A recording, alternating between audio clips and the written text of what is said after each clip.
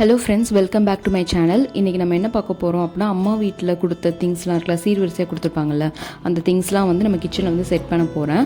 அதுக்கான வீடியோ தான் இது. ஸோ அதுக்கு ஃபஸ்ட்டு என்ன பண்ணணும்னா, அந்த செவுத்தில் இருக்க டைல்ஸு, கீழே கவுண்டர் டாப் எல்லா ஏரியாவும் வந்து க்ளீன் பண்ணிவிட்டு அதுக்கப்புறமா வந்து ஒரு பொருளாக வந்து வைக்க ஆரம்பிச்சிட்டேன். ஸோ ஃபஸ்ட்டு வந்து கேஸ் ஸ்டவ் வந்து வைக்க ஆரம்பித்தேன். இது வந்து ப்ரீத்தி ப்ளூ ஃப்ளேம்து. ஸோ 3 பர்னர் ஸ்டவ் இருக்கிற மாதிரி. இதுக்கு முன்னாடி வந்து எங்கள் அத்தை வீட்டில் வந்து 2 பர்னர் இருக்க மாதிரி இருந்துச்சு. அது வந்து இப்போ கல்யாணம் ஆகி எங்களுக்கு வந்து ஆல்மோஸ்ட் ஒரு 10 months ஆயிடுச்சு. ஆனால் இதை யூஸ் பண்ணாமல் மேலேயே தான் வச்சுருந்தோம். இப்போ அந்த ஸ்டவ் வந்து ரிப்பேர் ஆனதுனால சரி இதை புதுசாக இருக்கிறத யூஸ் பண்ணலாமே அப்படின்னு சொல்லிட்டு எடுத்து வச்சிட்ருக்கேன்.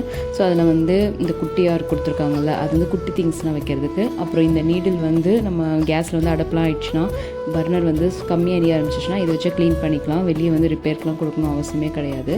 ஸோ இது வந்து எப்படி வைக்கணும்னு சொல்லிட்டு நான் உங்களுக்கு வச்சு காட்டுறேன். ஸோ இந்த மாதிரி வச்சிங்க அப்படின்னா குட்டி குட்டி பாத்திரம்லாம் வந்து அது மேலே வச்சுக்கலாம். பெரிய சட்டிலாம் வைக்கிறதுக்கு பதிலாக குட்டி குட்டி இப்போ ஹீட் பண்ணுறது, பால் ஹீட் பண்ணுறது அப்படின்னா குட்டி குட்டி செம்லலாம் வச்சு கூட நம்ம வந்து வச்சுக்கலாம். அப்புறம் இதில் பார்த்திங்கன்னா ஆன் ஆஃப் சிம் நார்மலாக எல்லா ஸ்டவ்லேயும் இருக்கிற மாதிரி தான். ஸோ புதுசாக நம்ம எடுத்து ஓப்பன் பண்ணும் போதே நமக்கு ஒரு குஷி வரும் தெரியுமா, நிறைய பண்ணணும் அப்படிலாம் எனக்கு தோணிட்டு இருந்துச்சு. அதுக்கப்புறம் பார்த்திங்கன்னா ஒரு வெட் கிரைண்டர். ஸோ இது வந்து அழகாக இருந்துச்சு, வைலட் கலரில் சூப்பராக பர்பிள் கலரில் இருந்தது. எனக்கு வந்து ஆக்சுவலாக மாவு அரைக்கவும் தெரியாது, இனிமேல் தான் வந்து கற்றுக்கணும். இப்போதைக்கு வந்து எங்கள் வீட்டில் வந்து எப்படி மாவு அரைச்சிட்டு இருந்தாங்கன்னா, மிக்சியில் தான் அப்பப்போ தேவைக்கானதை வந்து அரைச்சிட்டு இருந்தாங்க. ஸோ இப்போ வந்து கிரைண்டர் எடுத்து வச்சுருக்கு. ஸோ இனிமேல் தான் வந்து கொஞ்சம் நம்ம ஒரு வாரத்துக்கு தேவையான மாவு அந்த மாதிரிலாம் வந்து அரைச்சி வச்சுக்கணும். ஸோ இது வந்து என்ன சொல்கிறது, ஓப்பன் லாக் அந்த மாதிரி அதிலே இருக்குது. லாக் பண்ணிட்டா தான் அந்த இது வந்து ஸ்ட்ராங்காக பிடிச்சி அந்த கல் வந்து சுற்றும். ஸோ இது நல்லா இருந்துச்சு பார்க்கவே. இது வந்து எது கொடுத்துருக்காங்கன்னே தெரில, அந்த மேனுவலாம் பார்த்து செக் பண்ணிட்டு தான் நம்ம வந்து ஸ்டார்ட் பண்ணணும். அதுக்கப்புறம் பார்த்திங்கன்னா ப்ரீத்தி ஜோடியாக் மிக்ஸி. ஸோ இது வந்து நமக்கு கொஞ்சம் முன்னாடியே யூஸ் பண்ண ஆரம்பிச்சிட்டேன். சூப்பராக இருக்குது. இதில் வந்து நிறைய இருக்குது, 3 ஜார் இருக்குது. அப்புறம் வந்து ஜூஸ் போடுற இது இருக்குது. ஸோ எல்லாமே இருக்குது. ஸோ இதுதான் இப்போதைக்கு அவங்க கொடுத்ததில் இந்த 3 தான் வந்து நான் எடுத்து யூஸ் பண்ண ஆரம்பிச்சிருக்கேன். மற்றதெல்லாம் இன்னும் அப்படியே தான் மேலேயே போட்டு வச்சுருக்கேன். ஸோ வந்து இப்போதைக்கு இதுதான் செட்டப், என்னோடய கிச்சன் செட்டப். இதில் வந்து என்னென்னா, நம்ம வந்து சுவிட்ச் போட்டோன்னு வச்சுக்கோங்களேன், லைட் எரியும் ப்ளஸ் வந்து பக்கத்தில் வந்து மினிட்ஸ் வந்து காட்டும், எத்தனை மினிட்ஸ் ஓடுது அப்படின்ற மாதிரிலாம். ஸோ அதனால் இது லைட் எரிஞ்சாலே நமக்கு ஒரு குஷி வந்துடும்ல, அந்த மாதிரி குஷியில் நான் வந்து பார்த்துட்ருக்கேன். இதை விட மிக்சியில் தாங்க சூப்பராக இருக்கும். இதை பார்த்தோன்னே நான் வந்து மிக்ஸியை வந்து நான் யூஸ் பண்ணியிருக்கோம், ஆனால் அந்த மாதிரி லைட் எரிஞ்சதெல்லாம் வந்து இப்போ தான் நான் யூஸ் பண்ணுறேன். அதனால் போட்டோன்னே வந்து ஹாப்பியாகிடுது. அதுக்கப்புறம் பார்த்திங்கன்னா புது ஸ்டவ் வந்திருக்கா. ஸோ நம்ம வந்து புதுசாக ஏதாவது திங்ஸ் வாங்கினா ஒரு வாரம் அது அப்படியே போன்னு பார்த்துட்ருப்போம்ல. ஸோ அந்த மாதிரி வந்து எனக்கு ஆசையாக இருந்துச்சு. சரி புதுசாக வந்து என்ன பண்ணலாம், ஸ்டார்டிங் எடுத்தோடனே பால் காய்ச்சலாம் அப்படின்னு சொல்லிட்டு நான் வந்து பால் எடுத்து வச்சிட்டேன். இப்போ பார்த்திங்கன்னா வந்து குட்டி பாத்திரத்தெலாம் வச்சுருக்கேன்னா அது வந்து விழுந்துருமோ அப்படின்ற மாதிரி ஒரு பயம் இருக்கும். ஸோ அந்த டைம் வந்து நம்ம இந்த குட்டியாக கொடுத்துருக்காங்கல்ல, இதை வந்து அந்த மேலே வச்சுக்கணும். மேலே வச்சுட்டு நம்ம அந்த குட்டி பாத்திரத்தை வச்சோம் அப்படின்னா அது விழாது, அது அப்படியே ஸ்ட்ராங்காக நின்றுக்கும். ஸோ நம்ம வந்து ஃபஸ்ட்டு எடுத்து அம்மா வீட்டிலேருந்து கொடுத்த ஸ்டவ்வில் வந்து ஃபஸ்ட்டு வந்து என்ன பண்ணுறோம் அப்படின்னா பால் காய்ச்சி போகிறோம். ஸோ வந்து நான் ரொம்ப புதுசாக ஒரு பொருள் நம்ம கையில் கிடச்சா நம்ம ஜாலியாக யூஸ் பண்ணல, அந்த மாதிரி நான் ஒரு ஜாலியான மூடில் வந்து இதை வந்து நான் யூஸ் பண்ணிகிட்ருக்கேன். ஸோ அப்படியே பால் பொங்க போகுது, பால் பொங்கிடுச்சு.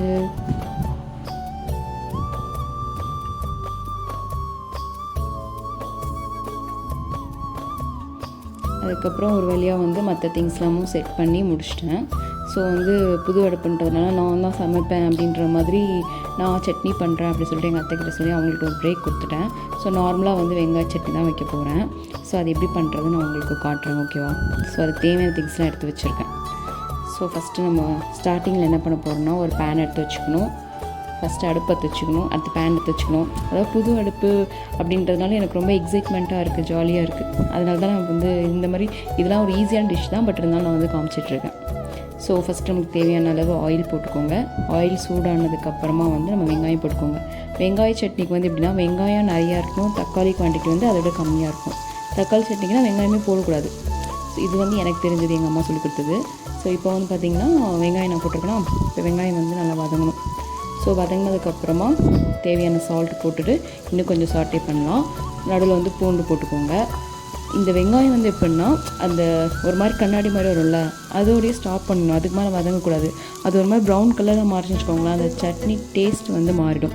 அதனால் வந்து அப்படியே லைட்டாக கண்ணாடி மாதிரி இருக்கும் போதே வந்து நம்ம நெக்ஸ்ட்டு என்னெல்லாம் போடணுமோ அதெல்லாம் போட்டுடணும். ஸோ இப்போ வந்து வெங்காயம், பூண்டு, அப்புறம் உப்பு 3மே போட்டாச்சு. போட்டுட்டு நல்லா வந்து சாட்டே பண்ணிக்கோங்க. சாட்டே பண்ணிவிட்டு அது அப்படியே நல்லா கண்ணாடி மாதிரி வந்ததுக்கப்புறமா என்ன பண்ணுங்க அப்படின்னா தக்காளி போடணும். தக்காளி வந்து வெங்காயத்தோட கம்மியாக இருக்கணும். அப்போ தான் அது பேர் வெங்காய சட்னி, இல்லைனா வந்து தக்காளி சட்னி ஆகிடும். அதுக்கப்புறம் அது போட்டு நல்லா சாட்டே பண்ணிவிட்டு தக்காளி வதங்கிறதுக்கு கொஞ்சம் உப்பு போடணுன்னா போட்டுக்கோங்க. நான் வந்து முதல்ல உப்பு போட்டேன்னா அதில் இப்போ போடலை. ஸோ இப்போ தக்காளி வந்து வதங்கிறதுக்காக நம்ம என்ன செய்யணும் அப்படின்னா மூடி வச்சிடணும். தண்ணி ஊற்றி வேக வைக்கிறது அதெல்லாம் அப்படின்னா வந்து நமக்கு டேஸ்ட் போயிடும். ஸோ மூடி வச்சு அதில் வர ஆவி தண்ணி இருக்குல்ல அதுலேயே வந்து வேகட்டும். ஸோ அந்த மாதிரி வச்சு வேக விட்டுருங்க.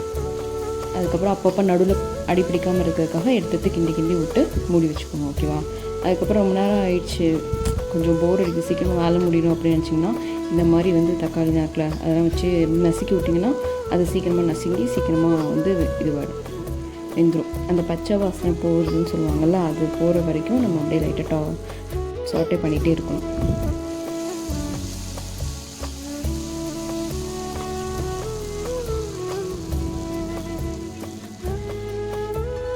சாட்டே பண்ணி முடிச்சதுக்கப்புறமா ஆஃப் பண்ணிவிட்டு அதை கூல் டவுன் பண்ண விட்டுருங்க. ஏன்னா மிக்சியில் அரைக்கிறதுக்கு முன்னாடி நம்ம அந்த கூலாக அரைக்கணும். சூடாக அரைச்சோம் அப்படின்னா மிக்ஸி போயிடும்.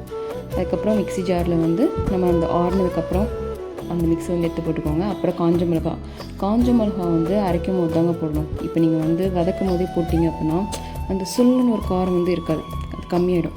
ஸோ நீங்கள் அரைக்கும் போது அப்படி பச்சையாக போட்டிங்கன்னா தான் அப்படி சுல்லுன்னு ஒரு காரம் இருக்கும். ஸோ அதுதான் சூப்பராக இருக்கும் வெங்காய சட்னிக்கு. ஸோ வந்து நம்ம பேஸ்ட் பண்ணிக்கலாம். ஸோ பேஸ்ட் பண்ணி முடிச்சாச்சு. அதுக்கப்புறம் லைட்டாக உப்பு காரம்லாம் கரெக்டாக இருக்கான்னு டேஸ்ட் பண்ணிக்கோங்க. உப்பு பத்தலைன்னா போட்டுக்கோங்க. அதுக்கப்புறம் இப்போ தாளிக்க போகிறோம், அவ்வளோதான். திரும்பியும் அதே கடாயில் ஆயில் போட்டுக்கோங்க, கடுகு போட்டுக்கோங்க, கருவேப்பிலை போட்டுக்கோங்க, அப்புறம் நம்மளோட மிக்ஸை போட்டுக்கோங்க. மிக்ஸ் பண்ணிகிட்டே இருங்க. ஓகேவா? இதில் வந்து ஏற்கனவே நம்ம வந்து பச்சை வாசனை போகிற அளவுக்கு வந்து நம்ம சாட்டே பண்ணிட்டோம் அப்படின்றதுனால இது வந்து ரொம்ப கதை கொதிக்கணும்னு அவசியம் இல்லை. லைட்டாக அப்படி கொதி வந்ததுக்கப்புறமே வந்து ஆஃப் பண்ணிக்கோங்க. அவ்வளோதான். சிம்பிளாக கிடையாது, கொஞ்சம் வேலை தான். சிம்பிள்னா தேங்காய் சட்னி தான் ரொம்ப சிம்பிளான சட்னி. இது கொஞ்சம் வேலை தான், பட் டேஸ்ட் அல்டிமேட்டாக இருக்கும். ஓகேவா? ஸோ இது கூட வந்து நான் வந்து தோசை சுட போகிறேன். ஸோ தோசை வித்து வெங்காய சட்னி சூப்பரான காம்பினேஷன். நீங்களும் செஞ்சு ட்ரை பண்ணி பாருங்கள்.